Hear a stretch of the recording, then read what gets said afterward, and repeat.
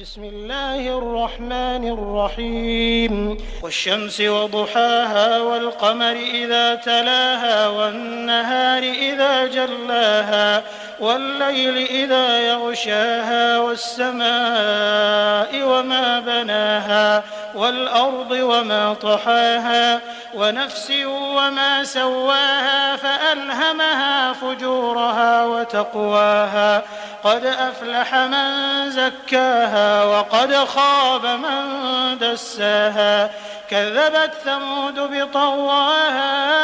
إذ انبعث أشقاها فقال لهم رسول الله ناقة الله وسقياها فكذبوه فعقروها فدمدم عليهم ربهم بذنبهم فسواها ولا يخاف عقباها.